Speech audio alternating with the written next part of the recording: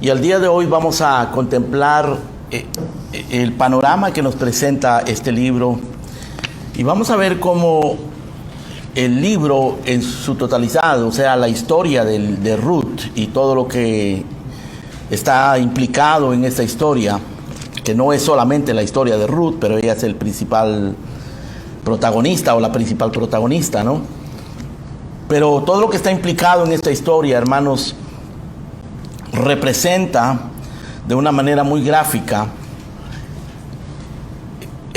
la vida de aquellos que están también de alguna manera o de otra relacionados con el reino de Dios. Y el meditar de la manera que lo vamos a hacer ahora, el examinar el libro de Ruth de la manera que lo vamos a hacer ahora, nos recuerda la amonestación de Pablo, las amonestaciones de Pablo, como aquella en donde él dice: examinaos a vosotros mismos si estáis en fe. Lo que vamos a estudiar ahora es específicamente los personajes del libro de Ruth. Y nos vamos a concentrar en 9 de esos personajes, que son los principales personajes en realidad. 9 personajes en el libro de Ruth. Y cada uno de ellos representa a alguno de nosotros. Te representa a ti. Y cuando escuches a estos personajes, piensa: ¿quién seré yo de esos personajes? Cada uno de ellos representa algo en el reino de Dios. Y nos invita, repito, a examinarnos a nosotros mismos. Examinaos a vosotros mismos si estáis en fe. Pablo también dice en otra parte: el que piense estar firme, mire que no caiga. Es una invitación, como esta mañana también lo hablábamos, a hacer firme nuestra vocación y nuestra elección, realmente a definir nuestras vidas. De los 9 personajes que vamos a contemplar en el libro de Ruth esta tarde, podemos sacar 3 grupos. 3 grupos, y los personajes se distribuyen en uno de estos 3 grupos. Por un lado, encontramos a un grupo de gente espiritualmente mediocre y estéril. Por el otro lado, en segundo lugar, encontramos a un grupo de creyentes profesantes falsos. Y por el otro lado, encontramos a un grupo de creyentes fructíferos y útiles al reino de Dios. Así que tenemos estos 3 grupos: un grupo de gente, de personas mediocres espiritualmente, estériles espiritualmente; otro grupo de cristianos profesantes falsos; y otro grupo de cristianos fructíferos.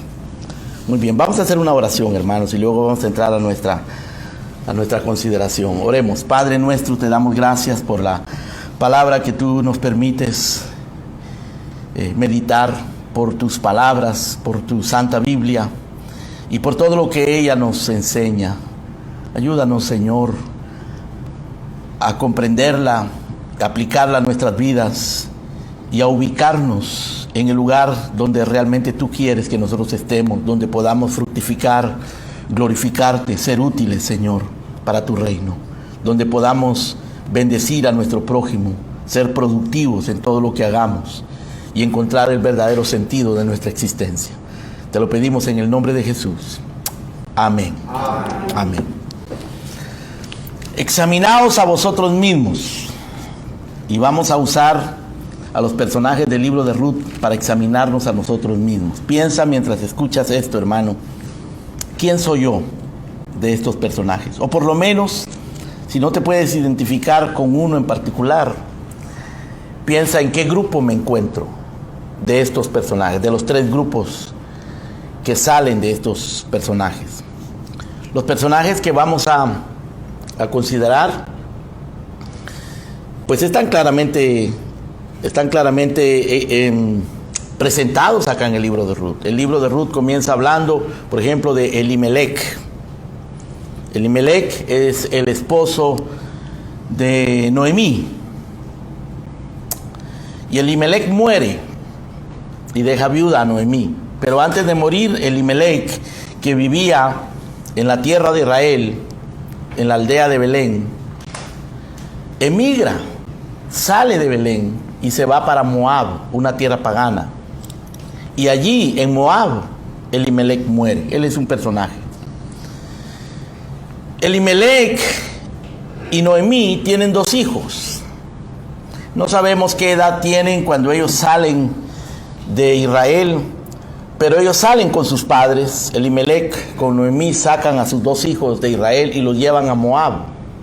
De manera que estos muchachos crecen en Moab, se desarrollan en Moab.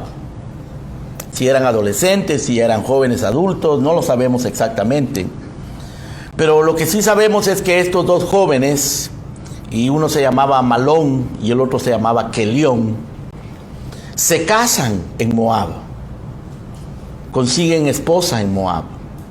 Se casan. Pero nos cuenta la historia que tanto Malón como Kelión, los 2 hijos de Elimelech y de Noemí, mueren también. Mueren en Moab. Mueren sin tener hijos. Y dejan a su madre desamparada, porque ya la madre estaba viuda. La dejan desamparada. Y dejan a sus esposas también viudas y sin hijos. Así que aquello es un desamparo. Mueren Elimelech, muere Malón, muere Kelión. Y queda sola, sin hijos y sin esposo, Noemí, viuda, desamparada y anciana, pobre, extranjera, sin recursos, sin ningún motivo para vivir. Y decide regresar. Noemí decide regresar. Y cuando ella decide regresar, las 2 esposas de sus hijos que han muerto, sus nueras, deciden acompañarla. Las 2 esposas se llaman una Orfa y la otra se llama Ruth. Ruth es el título del libro y es el personaje principal de esta historia, ¿no?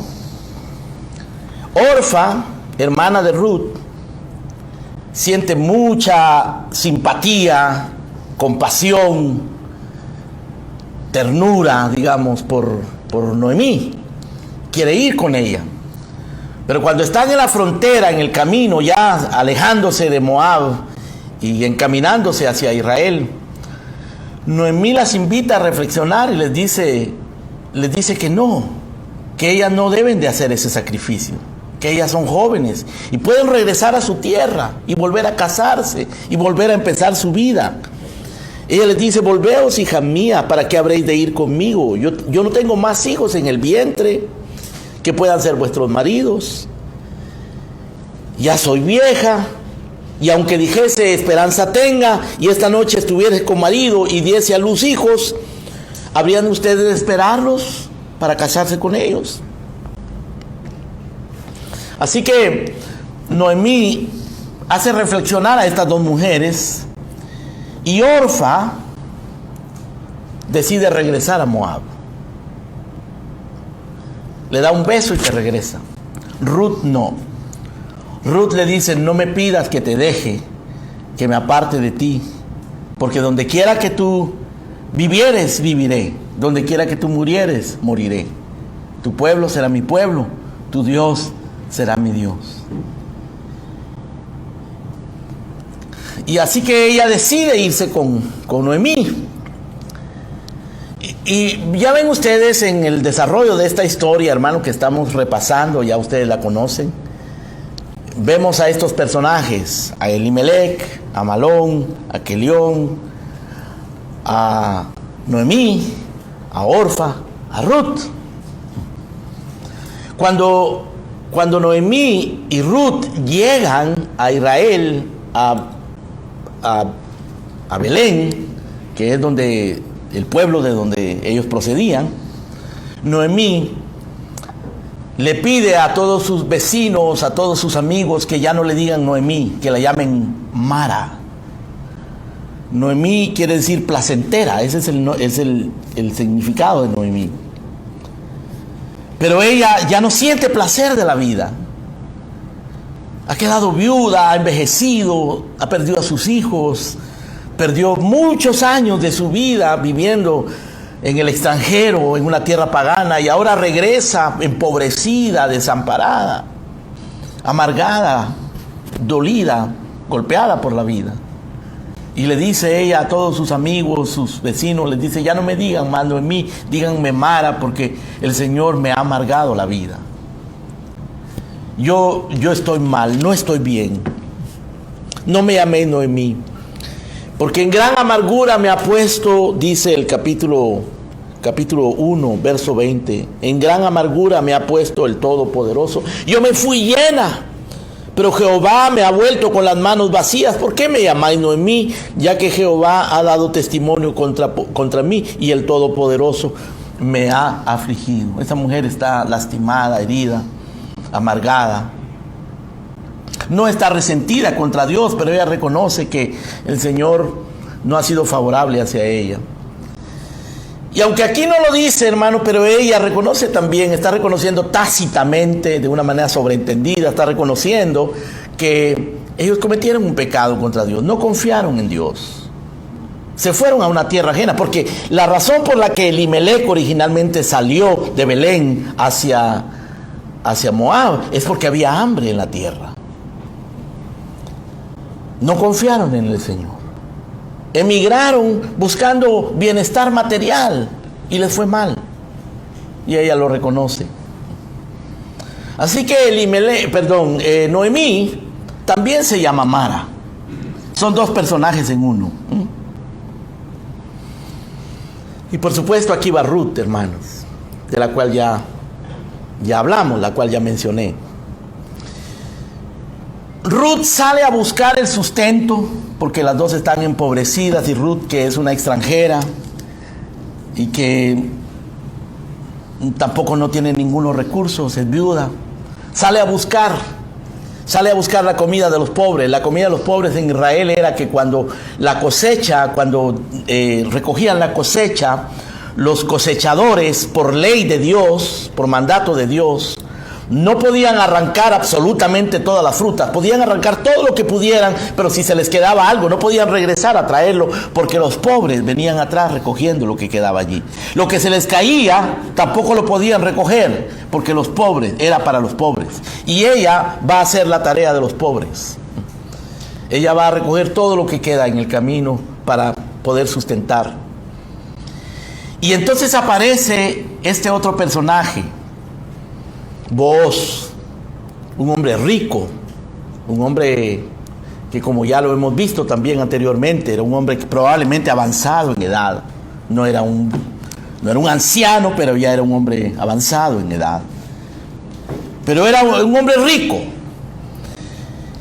Y por la providencia de Dios, porque Dios siempre interviene, hermano, para cumplir sus propósitos de una manera muy misteriosa. Por la providencia de Dios, este hombre rico resulta ser familiar del difunto, de los difuntos, de los que habían muerto. Y había una ley en Israel que establecía que cuando moría un hombre en Israel, el familiar más cercano tenía que redimir a la viuda, proteger a la viuda. Si había alguna propiedad que hubiese dejado el difunto, este redentor, que se le llamaba así, este redentor tenía que tomar esta propiedad y tenía que tomar a la viuda. Y si no tenía hijos, tenía que darle hijos a la viuda, pero los hijos no iban a ser de él, los hijos iban a ser del difunto. Así era la ley. Y la herencia no le iba a quedar a él, la herencia le iba a quedar al difunto, al hijo del difunto. Así que en realidad él no iba a ganar mucho. Pudiera ser que ganara, pudiera ser que perdiera en términos de economía, de finanzas, ¿no? Y el propósito de esa ley era particularmente, hermano, por un lado preservar a los desamparados, a la viuda, y por el otro lado levantarle una descendencia al difunto. que el difunto no se quedara, que el nombre del difunto no se quedara en el olvido, porque el hijo que habría de nacer iba a llevar el apellido, el nombre del difunto, para que quedara linaje. Era una ley divina. Y este hombre Booz aparece allí súbitamente. Mientras Ruth está recogiendo la cosecha de los pobres, la comida de los pobres, aparece Booz. Y Noemí se entera, se recuerda, hace esta asociación. Dice, este es nuestro Redentor, por ley divina. Y Ruth, dice la historia, termina casándose con este hombre. Pero antes de que se casen, y el matrimonio, por supuesto, fue por providencia divina. No era que Ruth andaba buscando a un hombre rico o andaba buscando con quién casarse, sino que el Señor lo puso en su camino. Es más, el hombre Booz le dice a Ruth, cuando llega el momento en que ellos se dan cuenta que él puede y debe redimirla, le dice, bienaventurada tú que no buscaste hombres jóvenes y ricos para casarte, porque ella hubiese podido hacerlo. Pero ella buscó a este hombre, no porque ella estuviera interesada por su propio bienestar, sino porque era ley de Dios. Y para proteger a su suegra. Y para darle descendencia al difunto, a su esposo. Es una trama muy, muy interesante, hermano. Ahora, antes de que se casen, Booz le dice a Ruth, Ruth, yo estoy dispuesto a redimir a Noemí y a ti. Estoy dispuesto a tomar esta responsabilidad, a asumir esta responsabilidad y esta carga. Pero hay otro familiar más cercano que yo. Él tiene el derecho y él tiene la responsabilidad de redimirlos a ustedes. Entonces, Booz va a buscar a este hombre en el capítulo número 4, leemos esa parte. Dice el verso 1 que Booz subió a la puerta y se sentó allí, y he aquí pasaba aquel pariente de quien Booz había hablado, y le dijo, fulano, ven acá y siéntate. Y él vino y se sentó. Comenzaron a conversar, de manera que Booz le comunica a este fulano, que así lo llaman, el fulano, no sabemos el nombre, es el fulano. Le comunica que él es el Redentor, que él puede redimir a esta familia, que él puede hacer esta buena obra, que Dios le está dando este privilegio. Pero el fulano se rehúsa, porque no le conviene. Dice que él respondió en el verso 6, respondió el pariente, no puedo redimir para mí, no sea que dañe mi heredad. Note que la razón por la que él no redimió fue porque le iba a salir perdiendo. Voy a dañar mi heredad. Voy a tener que darle mi herencia a este hijo que nazca. Voy a tener que compartir mi herencia con una mujer desamparada. No me conviene. Dice, redime tú, verso 6, redime tú usando de mi derecho, porque yo no podré redimir. Capítulo 4, verso 6. Así que aquí tenemos otros dos personajes. Tenemos a Booz y al fulano. Al final de la historia, después de que Booz se casa con Ruth, pues Ruth queda embarazada. Dice en el verso número 13 del capítulo 4, Booz pues tomó a Ruth y ella fue su mujer. Y se llegó a ella y Jehová le dio que concibiese y diese a luz un hijo. Le nació un hijo a Ruth. Y dice el verso 17 que le dieron un nombre las vecinas diciéndole: ha nacido un hijo a Noemí. Por cierto, se lo están atribuyendo a Noemí, aunque fue Ruth la que lo tuvo, ¿no? Le nació un hijo a Noemí y lo llamaron Obed. Este es el padre de Isaí, padre de David. O sea, Obed fue el abuelo de David y Ruth la bisabuela. Esta es la historia, hermanos. Fascinante, maravillosa. Es una historia de providencia, de cómo Dios maneja su reino, de cómo Dios maneja la historia, los eventos de la vida, las tragedias, los momentos difíciles, las decisiones malas, cómo Dios lleva a cabo sus propósitos, porque en realidad el propósito del libro de Ruth es mostrarnos de dónde viene David. El libro termina hablándonos del nacimiento de Obed y diciéndonos que Obed fue el padre de Isaí e Isaí fue el padre de David. O sea que este Obed, este bebé, fue el abuelo de David. Este es el otro personaje. Noten ustedes cada uno de estos personajes. En el caso, por ejemplo, de Obed, hermano, de Obed no sabemos nada, solo sabemos que era un bebé. Ahí se queda la historia. Él es nuevo, él todavía no se sabe, no se supo mucho más de él. No tuvo un papel protagónico ni activo en todo esto, pero sin embargo es esencial en la historia. Lo cual nos enseña que no importa si alguien no es protagónico, si alguien no es tan activo a los ojos de los hombres, Dios lo puede estar usando. Juan el Bautista, hermano, fue un hombre grandemente usado por Dios. Ustedes saben cuánto tiempo predicó ese hombre. 6 meses. A los 6 meses le cortaron la cabeza. Estuvo siendo preparado por Dios 30 años para predicar 6 meses. 6 meses. Pero fue un siervo de Dios. Este muchacho, este niño, este bebé nació y desaparece, pero deja su huella, una huella permanente. El padre de Isaí, el abuelo de David. Así que estos son los personajes, los 9 personajes que les mencioné. Vamos a hablar en los minutos que nos quedan, hermanos, de una manera poco más específica de cada uno de esos personajes, de sus características.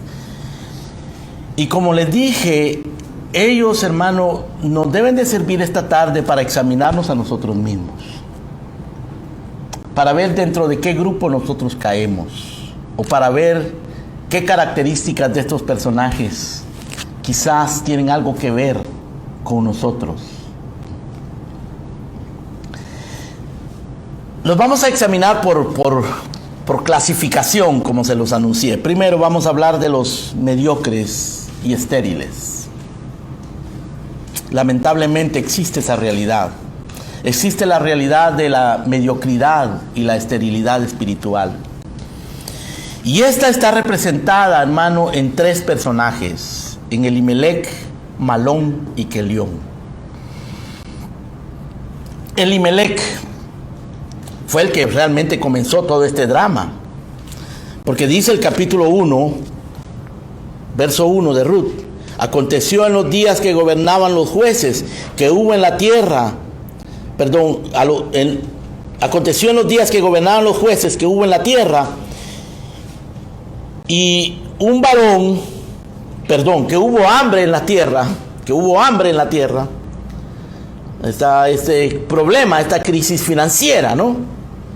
Hubo hambre en la tierra, y un varón de Belén, de Judá, fue a morar a los campos de Moab, él, su mujer y 2 hijos suyos.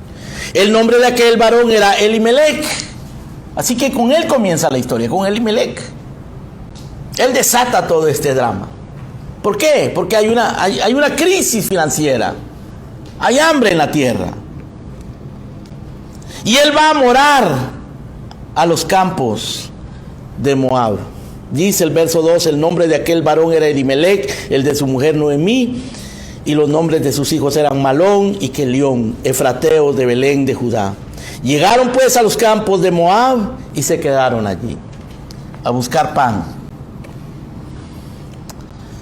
Curiosamente, hermano, él vivía en Belén, y la palabra Belén quiere decir literalmente, del hebreo al español, casa del pan.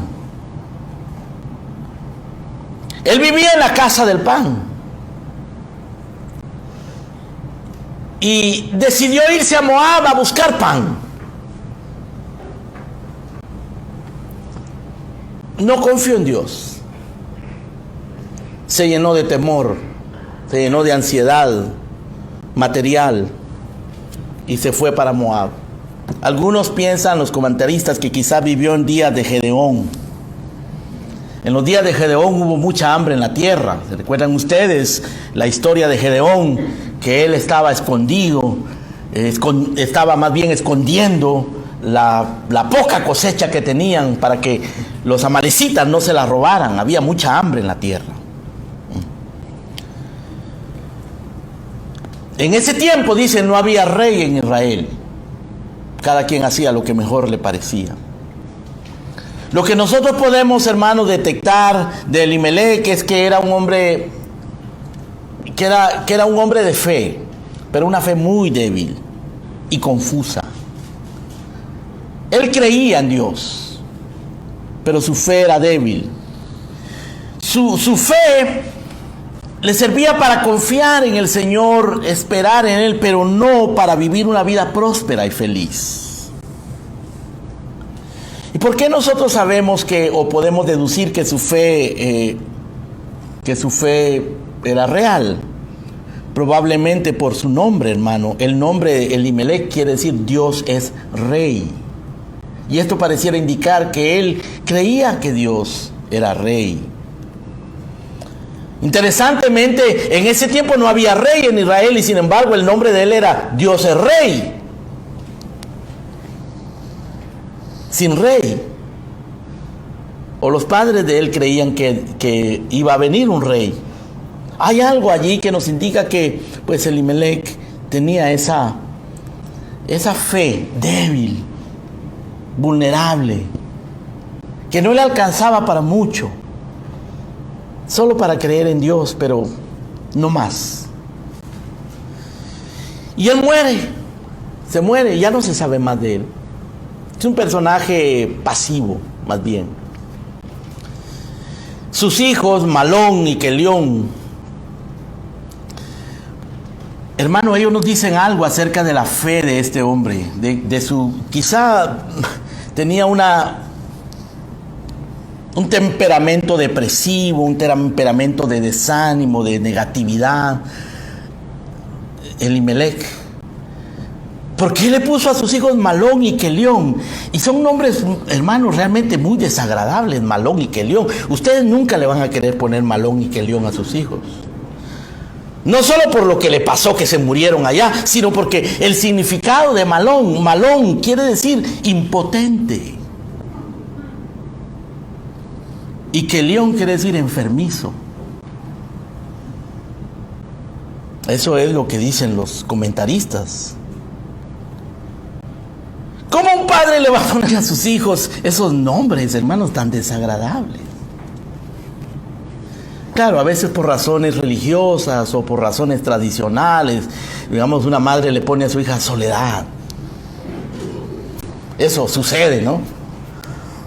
Pero los padres, ¿qué están pensando, ¿no?, cuando hacen ese tipo de cosas? Pero claro, uno se acostumbra. Y él estaba acostumbrado a decirle, impotente, ven para acá. Oh, enfermizo. E impotente y enfermizo, hermano. Obviamente la mentalidad de este padre era tal que hacia eso se inclinaba él. Hacia la impotencia, hacia la invalidez, la enfermedad. Quizás los muchachos también nacieron enfermos, hermano, porque murieron jóvenes, ¿verdad? Y él murió también, quizás también él era enfermo. Eran obviamente personas débiles, de temperamento débil, depresivo, desanimado. Ellos se casan con moabitas. Su fe era muy, muy débil, hermano, probablemente inconversos. Sus acciones. Ninguno de ellos, ni Elimelec, ni Melón, ni Calión, ni Kelión, dice una sola palabra. No se dice que ellos se hayan expresado, simplemente dice que llegaron allí y se murieron. Dejan a sus mujeres en el desamparo, no dejan hijos, no dejan fruto, solo dejan el recuerdo triste de las malas decisiones que tomaron, especialmente Elimelec. Y también los muchachos que se casaron con mujeres paganas. Dice el verso 4 del capítulo 1 que ellos vivieron por allí como unos 10 años. Dice, tomaron para sí mujeres moabitas, el nombre de una era Orfa, el nombre de la otra era Ruth, y habitaron allí unos 10 años, y murieron también los dos, Malón y Kelión. Este es el primer grupo, el grupo de los cristianos estériles, de los cristianos que no dan fruto. Hermano, no queremos estar en ese grupo. Si tú de repente sospechas que estás en ese grupo, busca al Señor. Pídele a Dios misericordia. Pidámosle a Dios misericordia. No caer allí, en ese grupo de esterilidad espiritual, de malas decisiones, de tomar decisiones arrebatadas, desesperadas, ansiosas, e irnos fuera de la voluntad de Dios y caer en la desgracia del mundo. Y vivir vidas deprimidas, desanimadas, sin ánimo, sin propósito. Y morir sin dejar fruto, sin dejar bendición.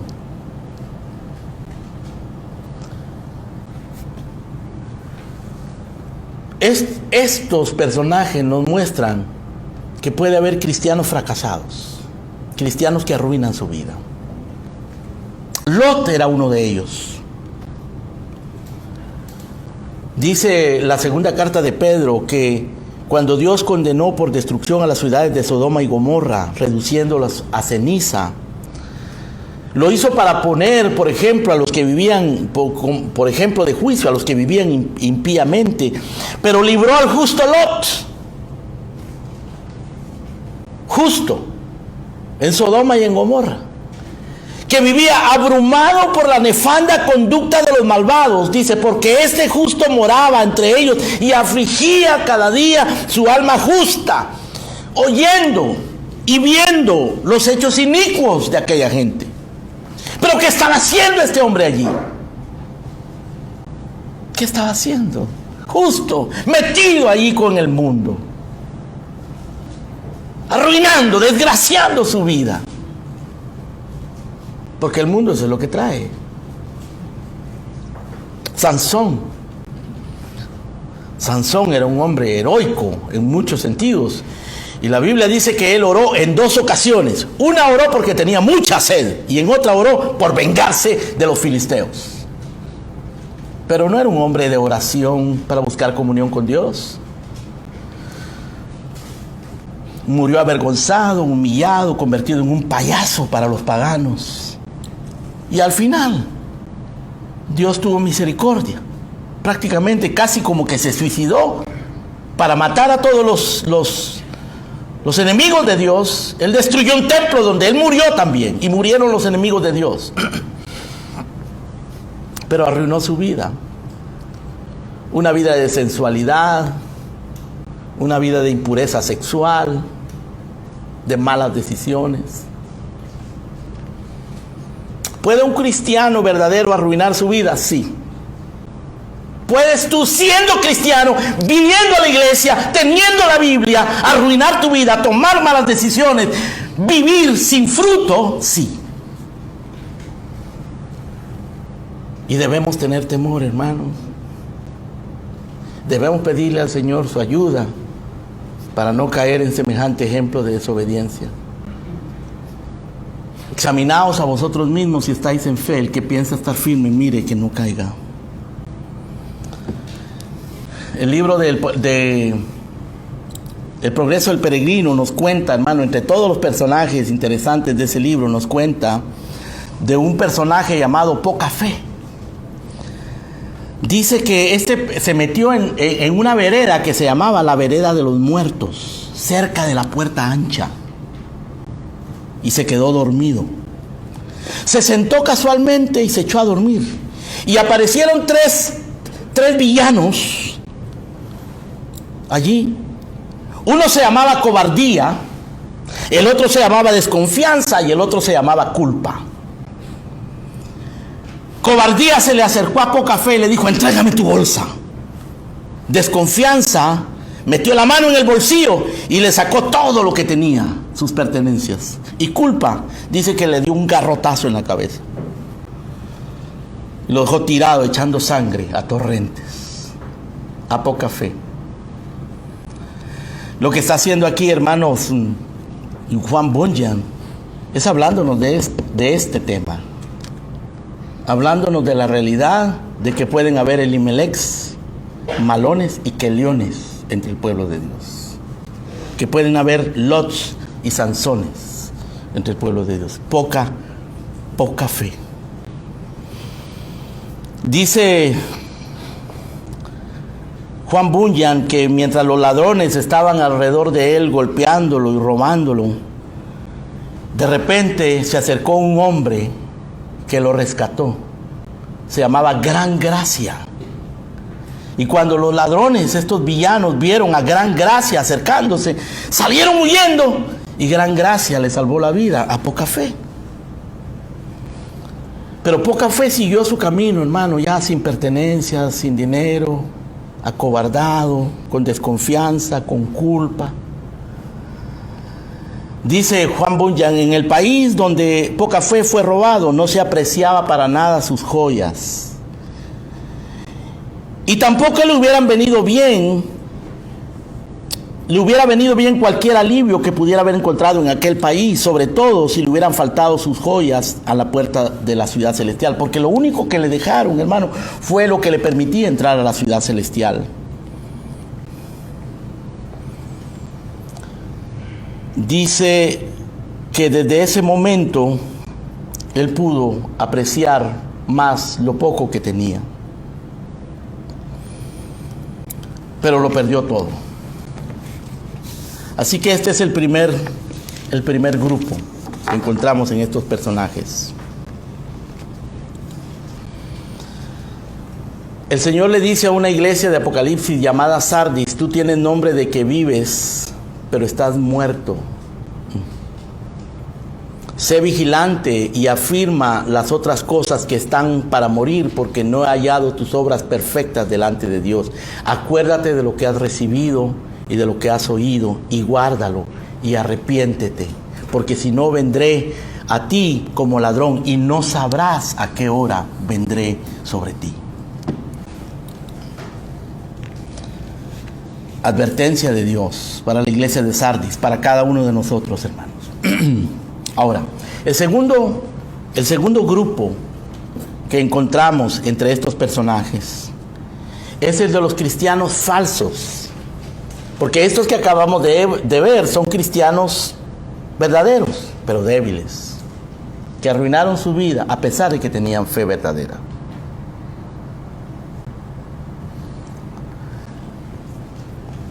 Pero encontramos otro grupo que representa a los cristianos profesantes, falsos, que dicen que creen, pero su fe es muerta. Y estos están representados por Orfa, la hermana de Ruth, y por el fulano,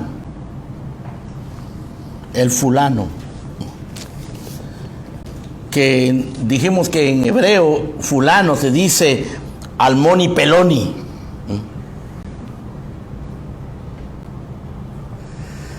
Hablemos de Orfa, hermano. Orfa Su nombre le viene bien porque Orfa significa obstinada, dura de cerviz.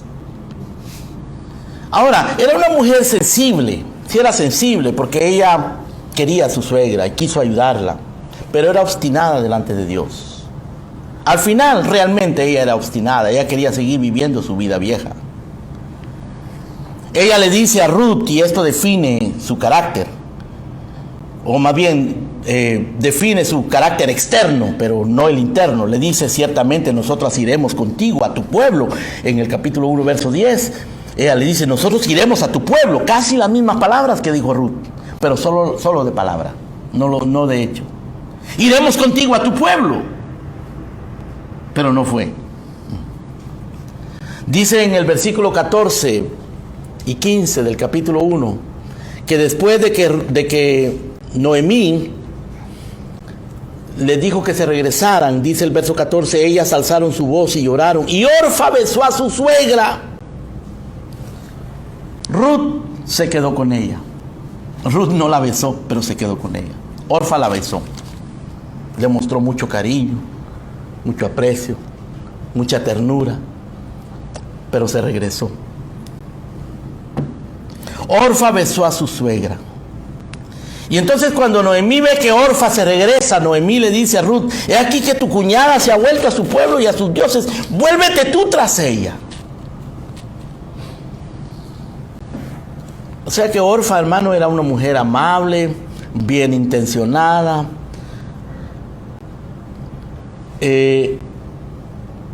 pero era sentimentalismo. Era sentimentalismo, era cultural, era por interés propio. Al final ella regresó a sus dioses, a Quemos, el dios pescado, el destructor. Los profetas le llaman a Quemos, el dios de los moabitas, la abominación de Moab. Ella regresó a la abominación. El símbolo de Quemos era una estrella negra. Y como dijimos anteriormente, hermano, lo calentaban, por dentro tenía un hueco, lo calentaban y ahí ponían a los niños para satisfacer sus deseos. Los moabitas le entregaban a sus hijos a Quemos. Así que ella, hermano, irresoluta, indecisa, apóstata, se regresa, abandona su determinación de ir con el pueblo de Dios, de buscar a Dios, de ir con Noemí. Ella representa a los inconstantes, a la gente de doble ánimo,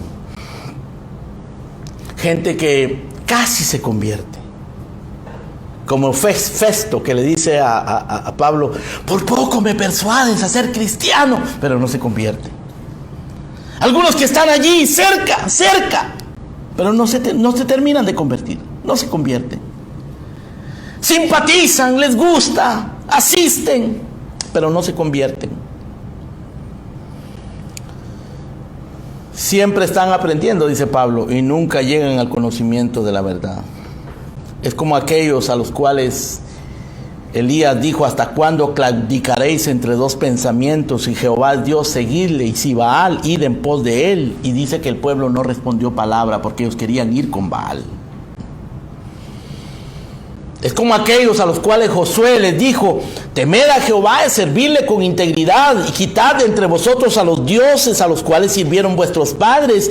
Servid a Jehová, y si mal os parece servir a Jehová, escogeos hoy a quién servís: si a los dioses a quienes sirvieron vuestros padres al otro lado del río, o a los dioses de los amorreos en esta tierra, pero yo y mi casa serviremos a Jehová. Es decir, Josué se definió, el pueblo no estaba definido. Orfa no estaba definida. ¿Estás tú definido, hermano? ¿Estás definida, hermana? El Señor Jesucristo dice: el que ama a padre o a madre más que a mí no es digno de mí. El que ama a hijo o a hija más que a mí no es digno de mí. El que no toma su cruz y sigue en pos de mí no es digno de mí. El que haya su vida la perderá, y el que pierde su vida por causa de mí la hallará. También el Señor Jesucristo dijo en Lucas 9:62, ninguno que poniendo su mano en el arado mira hacia atrás es apto para el reino de Dios. Orfa puso su mano en el arado, miró para atrás y se regresó. Como la mujer de Lot, se regresó. Hay algunos que nunca se deciden, hermano, siempre están dudando. Siempre están suspirando por sus placeres, sus hábitos viejos, sus amigos. No creen las promesas, no ven lo espiritual. Tienen buenos sentimientos, simpatizan, caminan hasta cierto punto, pero nunca se acercan suficiente. Y al final se van. Junto con Orfa, hermano, podemos poner a Almoni Peloni, al fulano. Solo que Orfa estaba del otro lado, ¿no? Orfa estaba en Moab. Almoni Peloni estaba adentro de Israel. Pero los dos eran iguales. Uno afuera en el mundo y otro adentro de la iglesia, pero iguales. A estar adentro de la iglesia no garantiza nada, hermano, en sí mismo.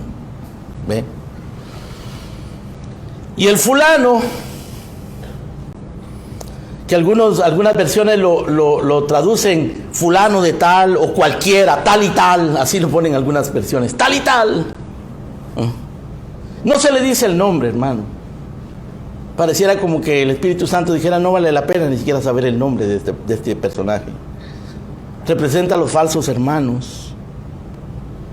Estaba en la genealogía de Israel, en la lista de miembros de Israel. Era miembro de Israel. Pero no era digno de ser nombrado. No fue digno de ser nombrado.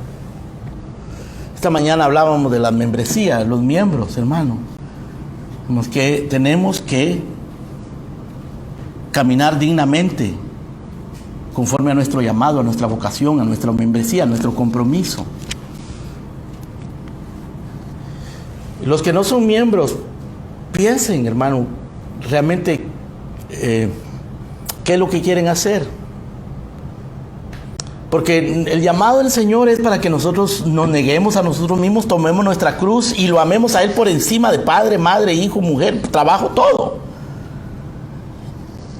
Y el que busca el reino de Dios y su justicia, antes que todo, las demás cosas le vendrán por añadidura. Esa es promesa del Señor.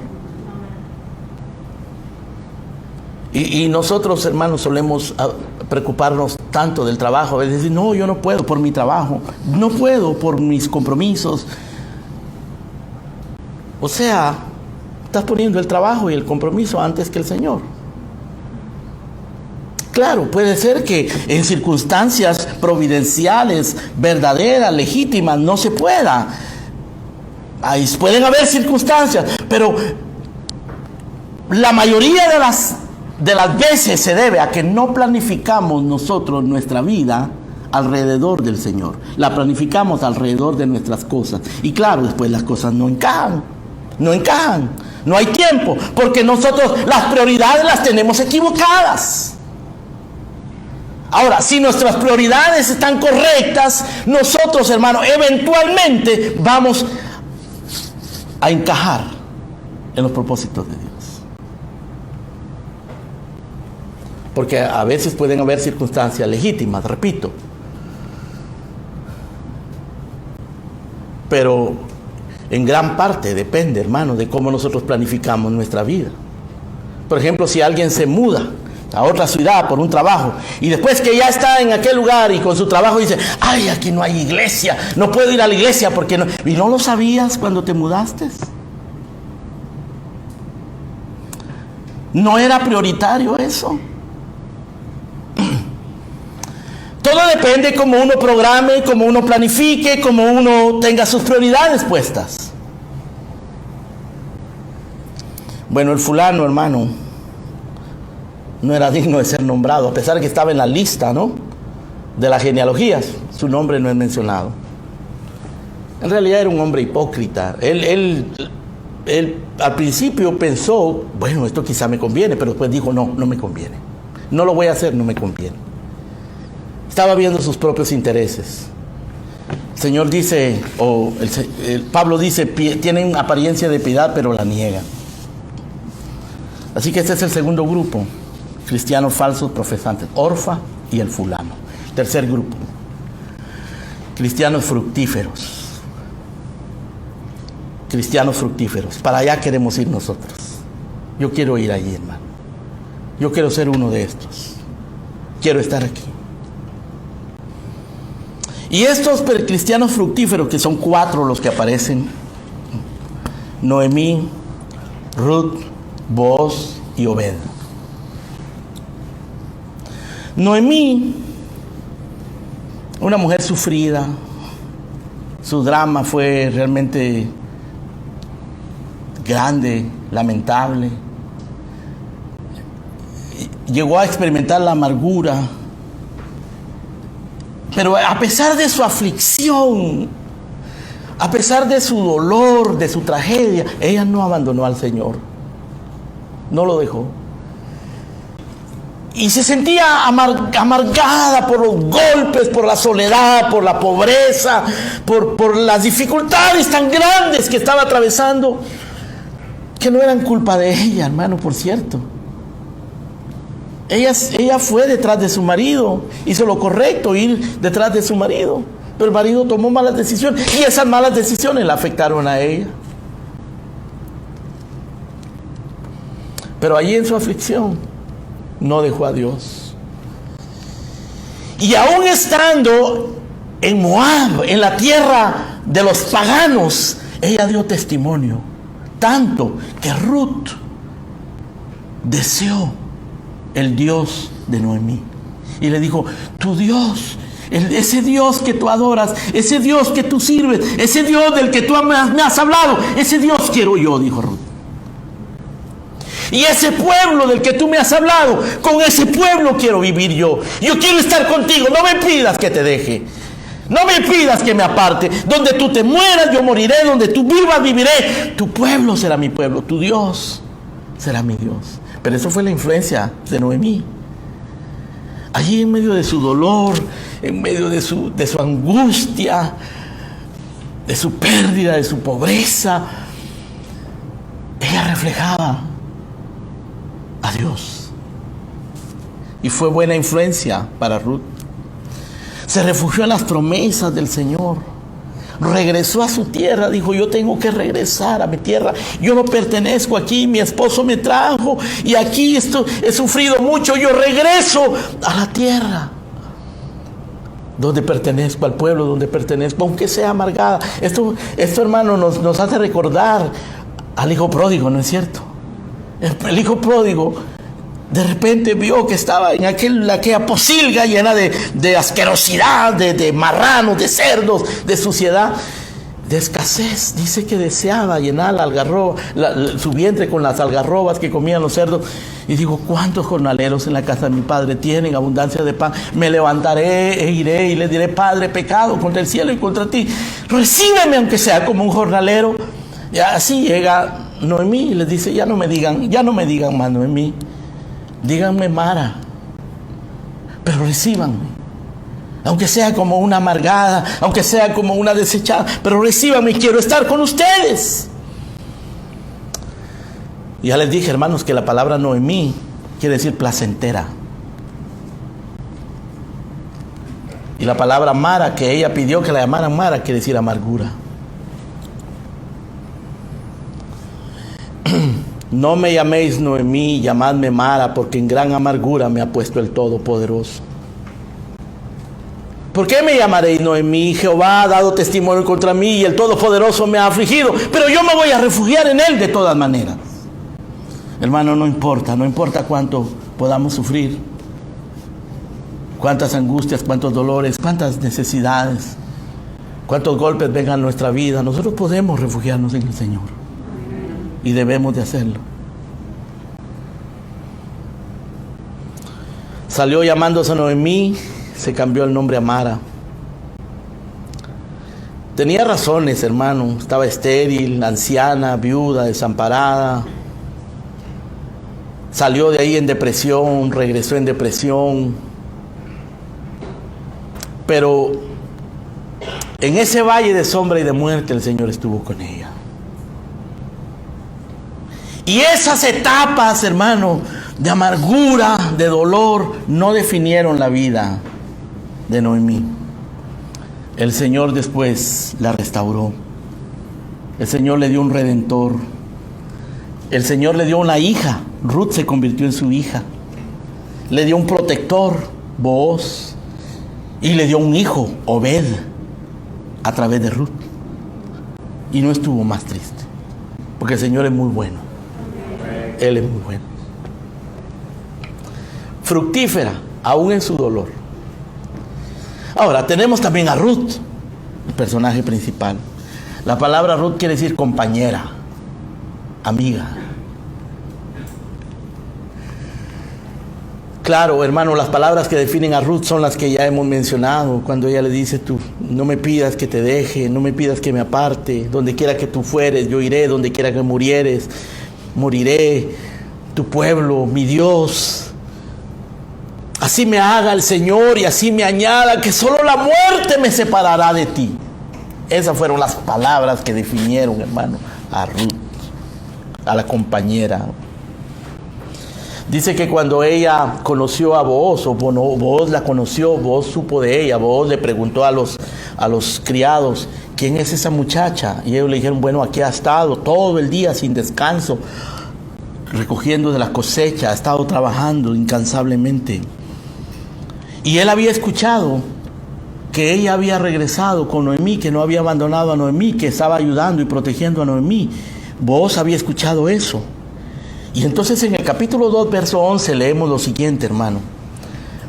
Booz le dice, yo he sabido todo lo que has hecho con tu suegra después de la muerte de tu marido. Y que dejando a tu padre y a tu madre y a la tierra donde naciste, has venido a un pueblo que no conocías antes. Jehová recompense tu obra y tu remuneración sea cumplida de parte de Jehová Dios de Israel, bajo cuyas alas has venido a refugiarte. Es decir, hermano, Booz define a esta mujer como una mujer que ha venido a refugiarse bajo las alas de Dios.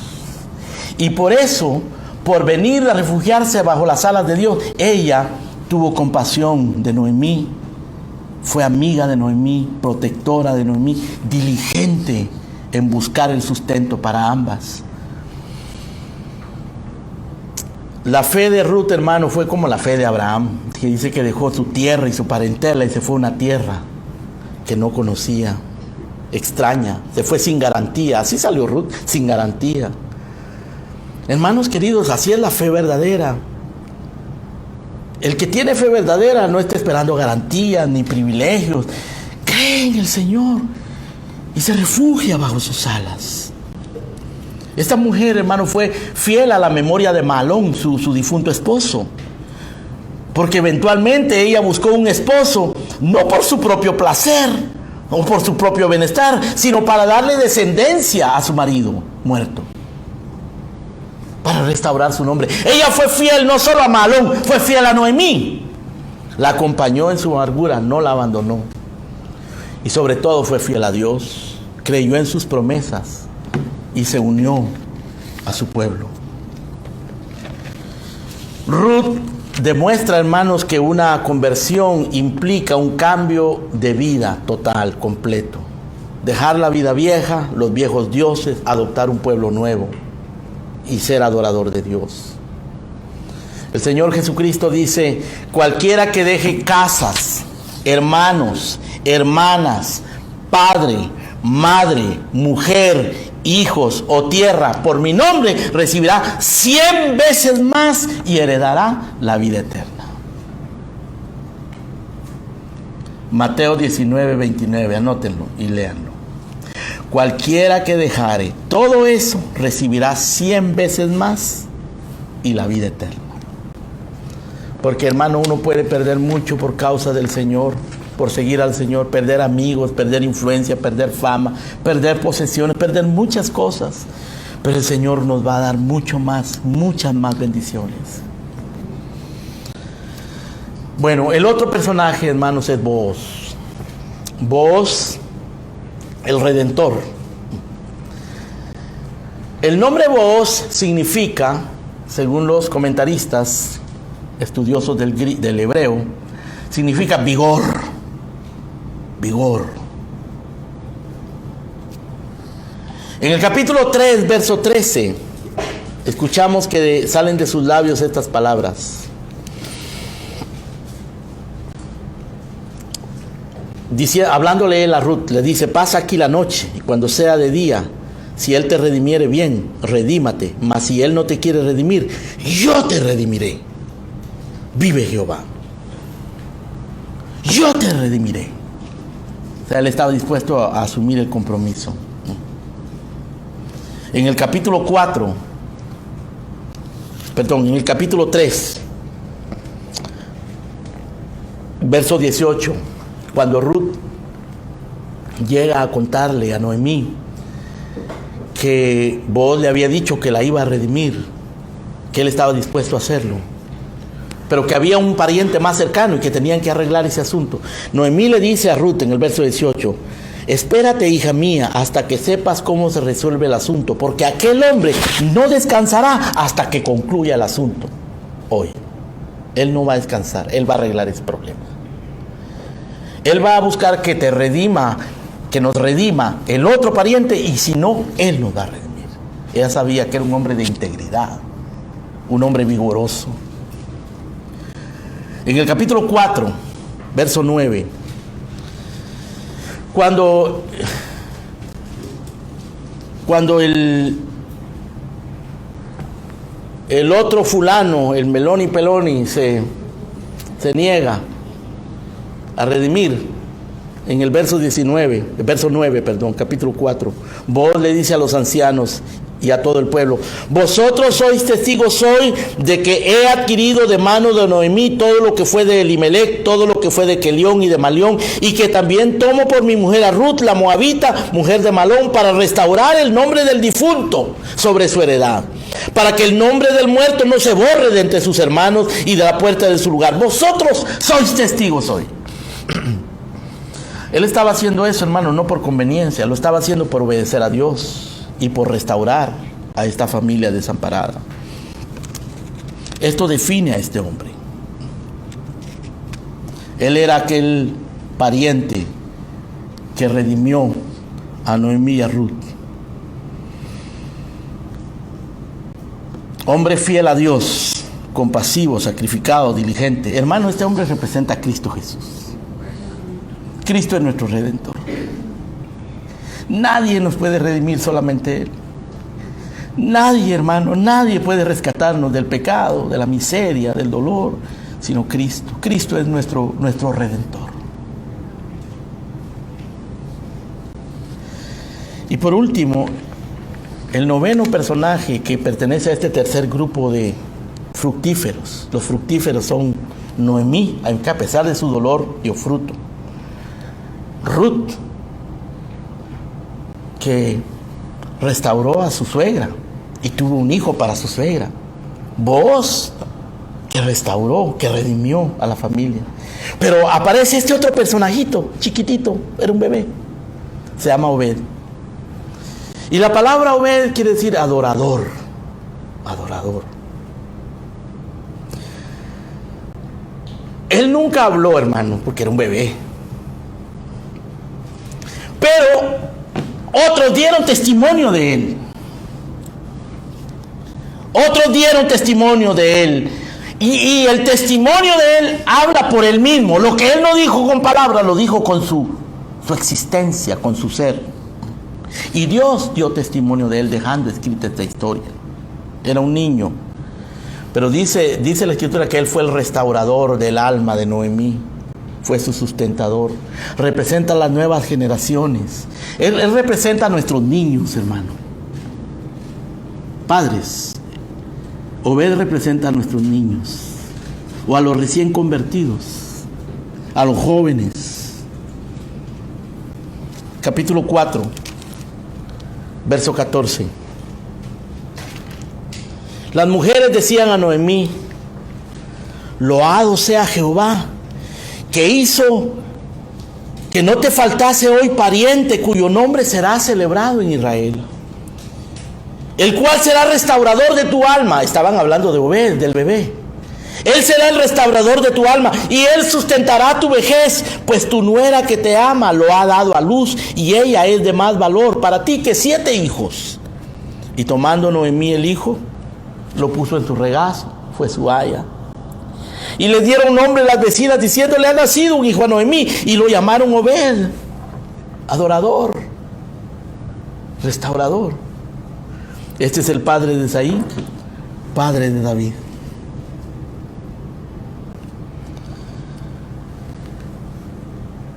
La vida de Obed, hermano, presagia continuación.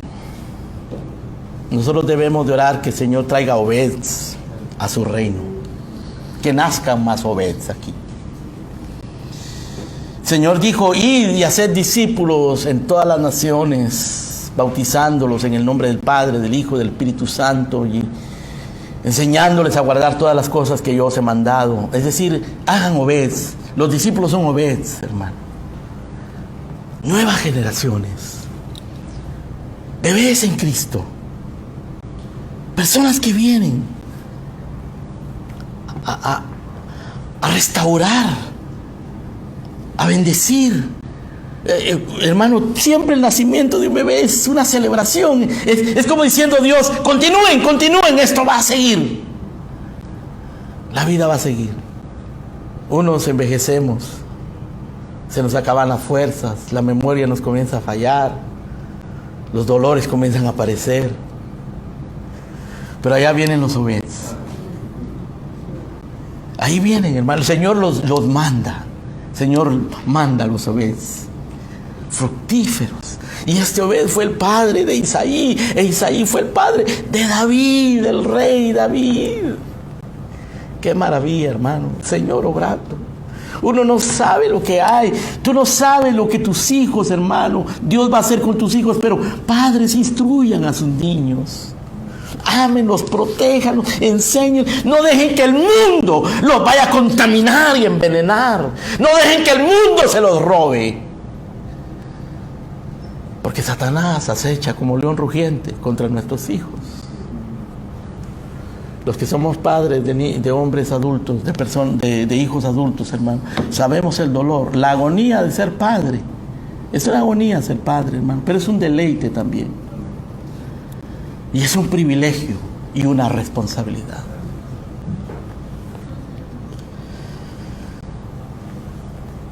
Hermano, nosotros debemos de ser Obed también. Siempre estar renovando nuestra vida. Dar vida. Ser fuente de restauración, de sustento para la iglesia, para la familia, para los hermanos. No ser estériles. ¿Quién eres tú? ¿Orfa? ¿Meloni Peloni? ¿Quién eres tú? ¿Quién eres tú? ¿O eres Elimelech? ¿O Malón? ¿O Kelión? ¿O vos? ¿O Ruth? Hermano, no nos atrevemos. Creo que nosotros tenemos que decir como Pedro, Señor, tú lo sabes. ¿Verdad? Porque el Señor le dice a Pedro, Pedro, ¿me ama? Y Pedro le dice, Señor, tú lo sabes. No sé si te amo. Yo te acabo de negar, yo acabo de blasfemar contra ti, yo no sé si te amo. Con tanto que pecamos, hermano, con tanto que fallamos, con tanta negligencia de nuestra parte, con tanto decaimiento espiritual, amamos al Señor. Él lo sabe, hermano. Muchas veces fallamos y lo amamos, pero lo amamos tan débilmente. Nuestra fe es débil, como la de Elimelech, quizá la de León, o la de Malón y Kelión. Pero podemos ser vos. Debemos anhelarlo por lo menos. O Obed, o Ruth, o Noemí. Aunque sufras, examinaos a vosotros mismos si estáis en fe. Examina cómo está tu vida, hermano. Busca al Señor, búscalo. Buscad al Señor mientras puede ser hallado, y Él te restaurará todo. Venid a mí, dice el Señor, todos los que estáis trabajados y cargados, y yo os haré descansar. Oremos. Padre nuestro, gracias te damos, Señor, por tu palabra. Gracias, Señor, por invitarnos a ser parte de tu reino, de tus propósitos. Gracias por tu providencia maravillosa, Señor. Te rogamos que por tu bondad, por tu espíritu, por tu gracia y por nuestra fe en Jesucristo, no nos permitas quedarnos en Moab como Orfa. No nos permitas estar dentro de Israel inútiles y estériles como el fulano, Señor. Que no permitas que nosotros tomemos malas decisiones y vivamos vidas estériles e inútiles, Señor, como la de Elimelech y sus hijos. Ayúdanos, Señor, a honrarte como Ruth, y si en el dolor como Noemí, como Booz, como Obed. Danos tu gracia, te lo pedimos en el nombre de Cristo Jesús, nuestro Salvador. Gracias, Señor. Amén. Amén.